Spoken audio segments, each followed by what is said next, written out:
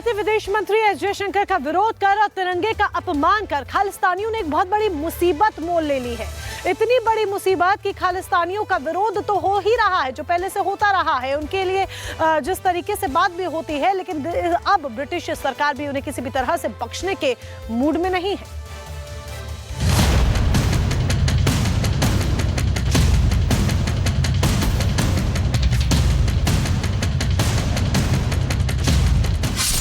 सुरक्षा में बड़ी चूक, भारत की दो टूक। बोली ब्रिटिश सरकार, अब ये नहीं स्वीकार। लंदन में खालिस्तान समर्थकों की अब खैर नहीं। जी हां, भारतीय विदेश मंत्री एस जयशंकर की सुरक्षा में चूक को लेकर भारत ने ब्रिटेन के आगे कड़ा विरोध जताया, जिसके बाद अब ब्रिटेन ने खालिस्तान समर्थकों की निंदा की है। और तो और ब्रिटेन ने भी माना कि इस तरह की हरकत को बिल्कुल बर्दाश्त नहीं किया जा सकता।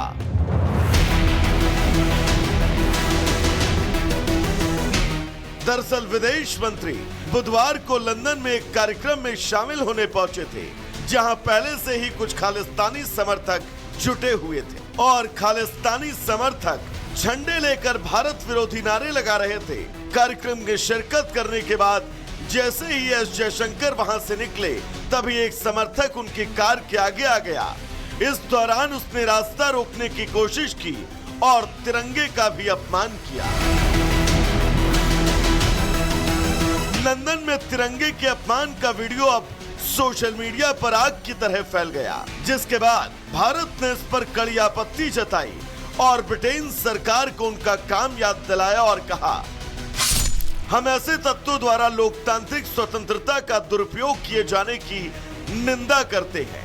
हम अपेक्षा करते हैं कि ऐसे मामलों में मेजबान सरकार अपने कूटनीतिक दायित्वों को पूरी तरह से पालन करेगी।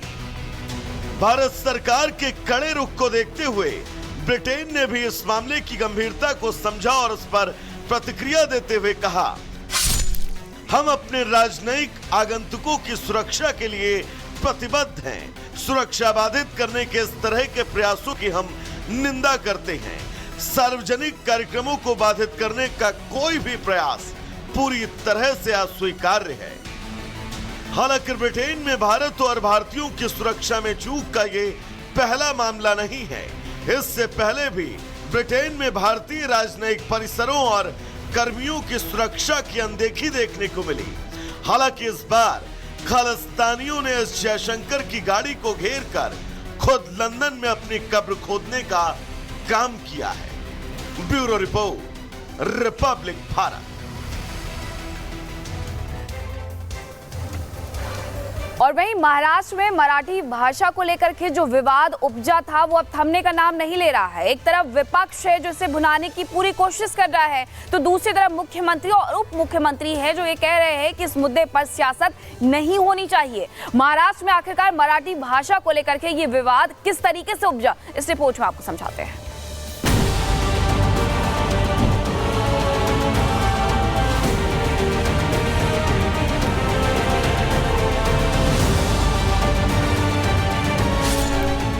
महाराष्ट्र की राजनीति में मराठी भाषा को लेकर जमकर सियासी तमाशा देखने को मिल रहा है।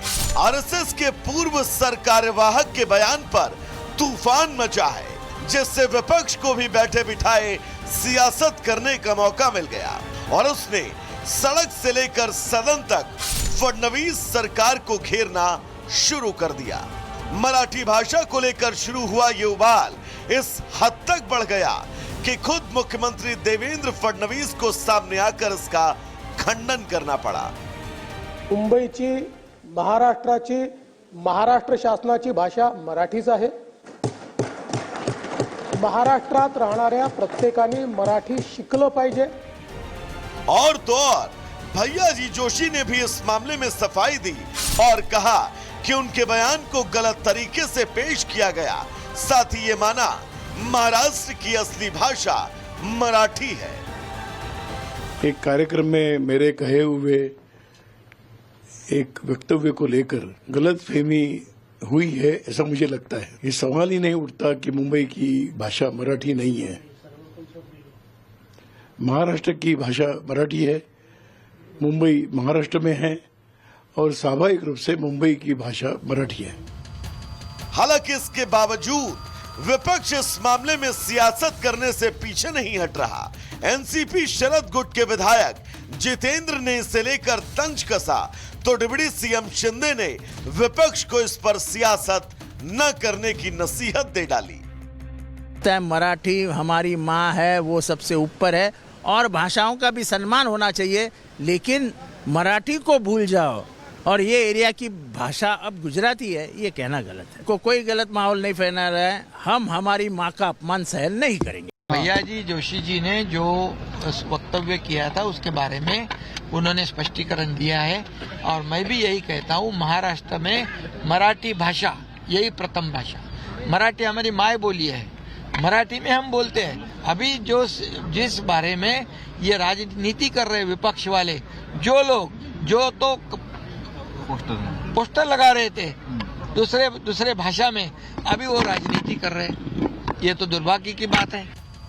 महाराष्ट्र सरकार में मराठी भाषा का कितना महत्व और सम्मान है, इसका पता इस बात से चलता है कि वहां मराठी भाषा का अलग से मंत्रालय तक है। फडणवीस सरकार में मराठी भाषा के मंत्री उदय सामंत ने भी इस मामले में विपक्ष को राजनीति न करने की सलाह दी। हालांकि विपक्ष के रुख को देखते हुए ये मामला अभी फिलहाल शांत होता नहीं दिख रहा। Bureau report, Republic Bharat. बीते दिन भारत मंडपम में रिपब्लिक प्लेनरी समिट का आयोजन किया गया, जिसमें रिपब्लिक के मंच पर अभिनेता अक्षय कुमार पहुंचे। अभिनेता अक्षय कुमार ने मंच से लिमिटलेस इंडिया की बात की, लिमिटलेस इंडिया की नींव रखने की बात की और इसके साथ ही लिमिटलेस फिटनेस का भी मंत्र दिया। क्या है अक्षय कुमार का फिटनेस मंत्र, सुनिए।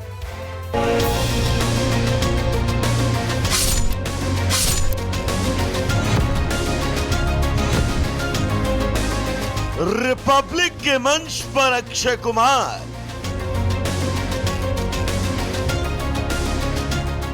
अक्षय कुमार का फिटनेस मंत्र सुनिए। शाम को 6:30 बजे के बाद मत खाइए।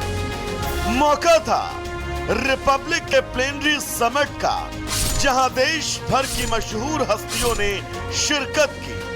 खुद प्रधानमंत्री मोदी ने भारत के भविष्य का विजन समझाया, तो वहीं सुपरस्टार अभिनेता अक्षय कुमार ने लिमिटलेस इंडिया के इस खास सीजन में लिमिटलेस सेहत का जिक्र किया।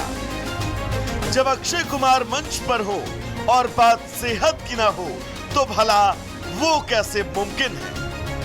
हिंदुस्तान लिमिटलेस होने के लिए, लिमिटलेस जो चीजें यहां बन रही हैं, एंजॉय करने के लिए सबसे इंपॉर्टेंट चीज है लिमिटलेस सेहत, हेल्थ। आप सबको मैं दरखास्त करूंगा, मैं जब कभी कभी इंटरव्यूज में कह देता हूं कि शाम को 6:30 बजे के बाद मत खाइए, वो जरूरी है। मैं आपको कह रहा हूं, आपकी सेहत को करीबन ना करीबन 30% आपकी सेहत ज्यादा अच्छी रहेगी। आगे अक्षय कुमार ने प्रधानमंत्री की उस बात का भी जिक्र किया जिसमें वो तेल न खाने की बात कर रहे हैं। हाल ही में प्रधानमंत्री जी ने हमारे ओबेसिटी के बारे में बात की। आप सभी ने सुनी होगी कि हमें अपने